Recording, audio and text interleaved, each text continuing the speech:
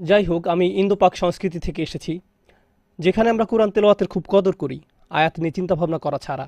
যখন রসুল সাল্লাল্লাহু আলাইহি সাল্লাম বলেন যে অমুক সূরা তিলাওয়াত করো, তিনি চিন্তাভাবনা ছাড়া আবৃত্তি করার কথা বলছেন না। সাহাবীদের কেউ এমনটি করেননি। প্রতিবার যখনই তারা তিলাওয়াত করতেন, তারা অর্থ নিয়েও ভাবতেন। কোরআনের সাথে আমাদের সম্পর্কটা কৃত্রিম আবৃত্তির সম্পর্ক নয়, বরং সম্পর্কটা হওয়া উচিত অর্থপূর্ণ, গভীর এবং চিন্তা উদ্দীপক। আল্লাহ আমাদের কাছে এটাই চান। তিনি চান না আমরা যেন শুধু মুখস্থ আর আবৃত্তি করার মাঝেই সীমাবদ্ধ থাকি।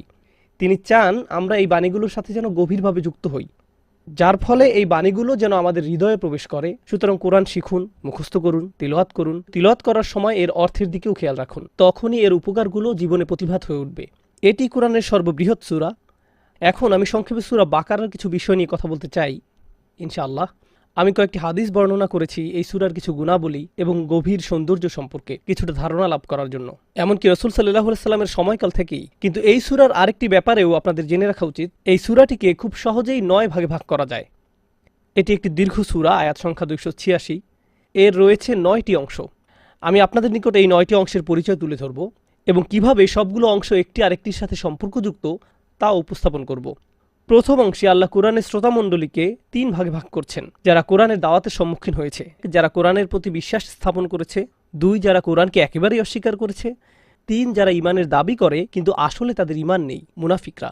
বিশ্বাসীরা, অবিশ্বাসীরা এবং মুনাফিক। সূরাতুল বাকারার এটা হলো প্রথম অনুচ্ছেদ। আপনারা একে বলতে পারেন প্রথম অংশ। আর দ্বিতীয় অংশে আল্লাহ বলেন এই ধারণা যারা প্রকাশ্যে স্বীকার করে, যারা প্রকাশ্যে অস্বীকার করে, যারা মুনাফিকি করে, এই 3 প্রকার মানুষ সব সময় ছিল। বস্তুত বিশ্বাসী, অবিশ্বাসী এবং মুনাফিক এই ধারণাগুলো শুরু হয় আদম আলাইহিস সালামের ঘটনা থেকেই। তাই এর পরে এসেছে আদম আলাইহিস সালামের কথা, কিভাবে তিনি পৃথিবীতে প্রেরিত হন। এটা হলো দ্বিতীয় অংশ। দ্বিতীয় অংশ শেষ হওয়ার পর আমরা আরও এগিয়ে যাই। আর আল্লাহ বলেন যেভাবে আদমকে একটি বিশেষ সৃষ্টি হিসেবে পৃথিবীতে দায়িত্ব গ্রহণ করার জন্য প্রেরণ করা হয়েছিল, তাকে আসলে প্রতিনিধি হিসেবে প্রেরণ করা হয়েছিল, যিনি তার উত্তরাধিকারকে এক প্রজন্মের পর আরেক প্রজন্মের নিকট হস্তান্তর করবেন। এভাবে মানবজাতি যখন চারিদিকে যথেষ্ট পরিমাণ ছড়িয়ে পড়বে, তখন শুধু একজনকে দায়িত্ব নিলে হবে না, একটি সমগ্র জাতিকে দায়িত্ব নিতে হবে। এই কারণে বনী ইসরাইলকে বাছাই করা হয়েছিল আল্লাহর হেদায়েতের ধারক বাহক হিসেবে, আদর্শ জাতি হিসেবে, যেন তারা আল্লাহর হেদায়েত অনুসরণ করার সৌন্দর্য দেখাতে পারে গোটা মানবজাতিকে। এই দায়িত্ব তাদের উপর অর্পণ করা হয়েছিল। এই বিষয়ে দীর্ঘ একটি আলোচনা, কিভাবে তাদেরকে সেই দায়িত্ব অর্পণ করেছিলেন, অন্যান্য জাতির উপর কিভাবে শ্রেষ্ঠত্ব দিয়েছিলেন। পরে তুলে ধরা হলো কিভাবে তারা আল্লাহর আশা অনুযায়ী দায়িত্ব পালন করতে ব্যর্থ হলো। এটা হলো সূরা বাকারার তৃতীয় অংশ। এখান থেকে আল্লাহ আরেকটি বিষয়ের উপর গুরুত্ব দিয়েছেন। আমাদের মহানবী সাল্লাল্লাহু আলাইহি সাল্লামের রাসূল হওয়া ইসরায়েলিরা মেনে নিতে পারেনি। তারা মনে করত নবুয়তের দায়িত্ব তো ইসরায়েলিদের, একজন ইসরায়েলি কেবল নবী হবে। মুহাম্মদ সাল্লাল্লাহু আলাইহি সাল্লাম তো একজন আরব কিভাবে ওহী পেতে পারে। তাই আল্লাহ কি বললেন, তিনি একটু পেছনে সরে এসে ইব্রাহিম আলাইহিস সালাম সম্পর্কে বলতে শুরু করলেন। কেন? কারণ বনী ইসরায়েলিদের যদি আরবদের সাথে কোনো সম্বন্ধ না থাকে, তাদের তো ইব্রাহিম আলাইহিস সালামের সাথে সম্বন্ধ থাকার কথা। একটা ব্যাপার এখানে খেয়াল করুন, এই সূরার ঘটনা শুরু হয়েছিল আদম আলাইহিস সালামকে নিয়ে, যিনি হলেন আদি পিতা। পরেই একটি জাতি সম্পর্কে আলোচনা করা হলো। এরপর আমরা ইব্রাহিম আলাইহিস সালাম সম্পর্কে কথা বলবো। এর একটু পরেই নতুন জাতি সম্পর্কে কথা বলা হবে। পিতা, জাতি, পিতা, জাতি, এমন একটি মিল এখানে লক্ষ্য করা যাচ্ছে। আরেকটি মজার বিষয় হলো, আদম আলাইহিস সালামকে পরীক্ষা করা হয়েছিল, তিনি সেই পরীক্ষায় উত্তীর্ণ হতে পারেননি। পরে তাকে এর ক্ষতিপূরণ করতে হয়। বনী ইসরায়েলকেও পরীক্ষা করা হয়েছিল, তারাও পাশ করতে পারেনি, তাদের সুযোগ ছিল ক্ষতিপূরণ করার। তারপর এসেছে ইব্রাহিম আলাইহিস সালামের কথা, তাকেও পরীক্ষা করা হয়, তিনি তার সকল পরীক্ষায় পাশ করেন। সব শেষে আসছে আমাদের উম্মার কথা। আল্লাহ বলছেন আমি তোমাদেরকে পরীক্ষা করব। তিনি বলেন ওয়ালানাবলুয়ান্নাকুম বিশাই, আল্লাহ বলছেন আমি তোমাদেরকে পরীক্ষা করব, দেখি তোমরা কি আদমের মতো ভুল করবে, নাকি বনী ইসরায়েলদের পথ অনুসরণ করবে এবং ভুল করতে থাকবে, নাকি তোমরা তোমাদের পিতা ইব্রাহিম আলাইহিস সালামের ঐতিহ্য ধারণ করবে, যিনি সব পরীক্ষায় পাশ করেছেন। ফা আতাম্মাহুন্না, বিষয়গুলো এভাবেই একটি আরেকটির সাথে সম্বন্ধযুক্ত। যখন ইব্রাহিম আলাইহিস সালাম সম্পর্কে কথা বলা হয়েছে, যে আল্লাহ অর্ধেক অংশে তার পুত্র ইসমাইল আলাইহিস সালাম সম্পর্কে বললেন, আর অন্য অর্ধেক অংশে তার নাতি ইয়াকুব আলাইহিস সালাম সম্পর্কে বললেন, যার অন্য নাম হলো ইসরাইল। ব্যাপারটা কেন গুরুত্বপূর্ণ? কারণ আল্লাহ বলছেন এরা উভয় ইব্রাহিম আলাইহিস সালামের বৈধ বংশধর, তারা উভয় ছিলেন মুসলিম। আল্লাহ উভয়জনের মুখ থেকে মুসলিম শব্দ উল্লেখ করেন। তাই আমরা বুঝতে পারি রাসূল সাল্লাল্লাহু আলাইহি সাল্লাম তাদেরকে যে বার্তার প্রতি আহ্বান জানাচ্ছেন সেটা দারুণ সত্য।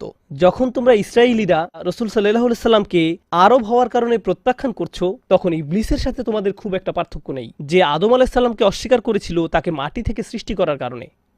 তাই সেই ভুল পথে পা বাড়িও না, ওকে গ্রহণ করে নাও। এটা করার পর আমরা আবার পিতার আলোচনায় ফিরে আসছি। এখন তার যেহেতু 2টি বংশধারা আছে, তিনি তার পেছনে একটি উত্তরাধিকার রেখে যাবেন, একটি প্রতিষ্ঠান রেখে যাবেন। তিনি কাবা নির্মাণ করলেন। তিনি মরুভূমির মাঝখানে এই ঘর নির্মাণ করলেন। এই ঘর নির্মাণ করার সময় তিনি একজন রসুলের জন্য দোয়া করলেন। এখন ইসরায়েলীদেরকে বলা হচ্ছে, মুহাম্মদ সাল্লাল্লাহু আলাইহি সাল্লাম তোমাদের নিজেদের পিতা ইব্রাহিম আলাইহিস সালামের দোয়ার ফসল। তিনি তোমাদের নিজেদের পিতার প্রার্থনার জবাব।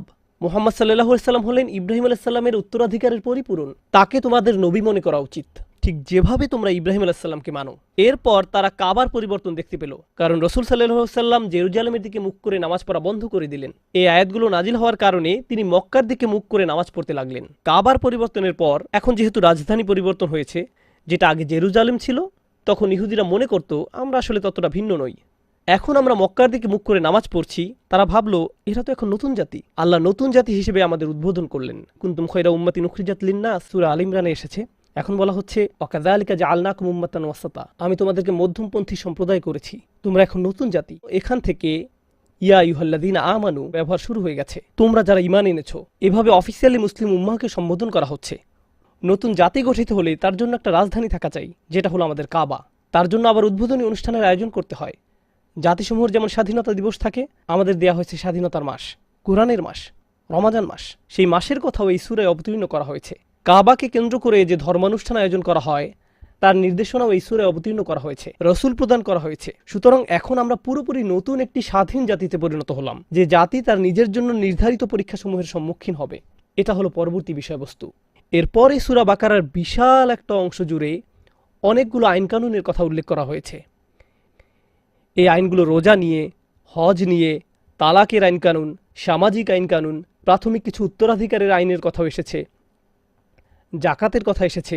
সব ধরনের আইনকানুনের উল্লেখ করা হয়েছে। পারস্পরিক লেনদেনের বিষয়, ইয়াতিমদের দেখাশোনার বিষয়, যা এত বড় যে এই সেশনের বিস্তারিত আলোচনা করা সম্ভব নয়। শুধু জেনে রাখুন যে এগুলোর উল্লেখেও অবিশ্বাস্য রকমের বিন্যাস লক্ষ্য করা যায়। আমরা শুরু করেছিলাম বিশ্বাসী, অবিশ্বাসী এবং মুনাফিকদের নিয়ে। এটা ছিল সেকশন 1। আদম আলাইহিস সালামের ঘটনা ছিল সেকশন 2। সেকশন 3 ছিল বনী ইসরাইলকে নিয়ে। সেকশন 4 ছিল তাদের উচিত ছিল তাদের পিতা ইব্রাহিম আলাইহিস সালামের ঐতিহ্য ধারণ করা। ইব্রাহিম আলাইহিস সালামের কথা বলতে গিয়ে বলা হলো তিনি কাবা নির্মাণ করেছেন। এটা ছিল সেকশন 5। সেকশন 6 হলো মুসলিম উম্মাহ এখন নতুন জাতি এবং তাদেরকেও পরীক্ষা করা হবে। সেকশন 7-এ বলা হলো কি দিয়ে তাদের পরীক্ষা করা হবে। লম্বা একটা সেকশন আইন কানুনের, সেকশন 7 পর্যন্ত। আমি বলেছিলাম এই সূরায় 9টি সেকশন। সেকশন 8-এ এসেছে। সেকশন 8 কোরআনের সবচেয়ে লম্বা একটি সেকশন। কিভাবে লোভ সামলাতে হয়, কোথায় টাকা ব্যয় করা উচিত, কোথায় টাকা ব্যয় করা উচিত নয়, কিভাবে আয় করা উচিত, কিভাবে আয় করা উচিত নয়, কিভাবে তোমাদের ব্যবসা করা উচিত, কিভাবে করা উচিত নয়। অর্থ সংক্রান্ত বিষয় নিয়ে এই সূরার বিশাল একটি অংশ জুড়ে আলোচনা করা হয়েছে। কোরআনের অন্য কোথাও আর এরকম করা হয়নি। এই ব্যাপারটা এখানে মোকাবেলা করা হয়েছে। ব্যাপারটা গুরুত্বপূর্ণ, কারণ আমরা যদি পেছনে ফিরে দেখি, আদম আলাইহিস সালামের ঘটনায় সমস্যা ছিল লোভ নিয়ে। তাই আল্লাহ এখানে বলছেন মানুষ এখন যেহেতু পৃথিবীতে প্রেরিত হয়েছে, লোভ লালসা বিরাট এক সমস্যা হিসেবে দেখা দিবে। তাই এই বিষয়ে বিস্তারিত আলোচনা করতে হবে। পরিশেষে আমরা সূরা বাকারার শেষ 2-3টা আয়াতে এসে পৌঁছলাম, যে সম্পর্কে হাদিসে এসেছে যে কেউ রাতে এগুলো তিলাওয়াত করবে তা তাদের জন্য যথেষ্ট হবে। সমগ্র কোরআনের অন্যতম গভীর দোয়াগুলোর একটি। এই দোয়া আসলে সমগ্র সূরার সাথে সম্বন্ধযুক্ত।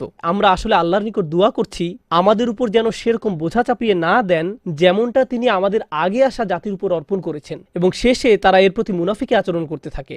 আমরা আল্লাহর নিকট দোয়া করছি আমাদের ঈমান রক্ষা করার জন্য এবং আমরা দোয়াটা শেষ করি কাফেরদের বিরুদ্ধে আল্লাহর সাহায্য চেয়ে। মনে আছে তো? প্রথম অংশ ছিল বিশ্বাসী, অবিশ্বাসী এবং মুনাফিকদের নিয়ে। শেষ অংশ হলো এমন একটি দোয়া, ইয়া আল্লাহ আমাদের ঈমান রক্ষা করুন, আমাদেরকে মুনাফিকিতে পড়তে দিবেন না এবং আমাদেরকে কাফেরদের বিরুদ্ধে সাহায্য করুন। তো এটা সূরা শুরুর একটি প্রতিক্রিয়া। এর মাধ্যমে এটা সমগ্র ইসলাম ধর্মের একটি সারাংশ তুলে ধরে। কুরআনের অন্যতম গভীর একটি সূরা। রাসূল সাল্লাল্লাহু আলাইহি সাল্লাম কোরআনের প্রথম 7টি সূরা সম্পর্কে বলেছেন যে এগুলো ধরে রাখবে ফাহুয়া হাইবর, সে আসলে একজন স্কলার। মানে এমন যে আপনার প্রথম 7টি সূরার বাহিরে আর কোনো জ্ঞান নেই, তাহলেও আপনার রয়েছে গভীর গভীর জ্ঞান। আল্লাহ আযজা ওয়া জাল্লা আমাদেরকে এই সূরার শক্তিমাত্রা, গঠন প্রণালী এবং অসম্ভব সুন্দর পাঠগুলো আয়ত্ত করার তৌফিক দান করুন। আমি সম্ভবত 15 বছর ধরে সূরা বাকারা অধ্যয়ন করছি। আমার মনে হয় আমি এখনও এর উপর প্রাথমিক জ্ঞানও অর্জন করতে পারিনি। আল্লাহ আযজা ওয়া জাল্লা আমাদেরকে কুরআন নিয়ে চিন্তা গবেষণা করার উপকার এবং শক্তিমত্তা অনুভব করার তৌফিক দান করুন।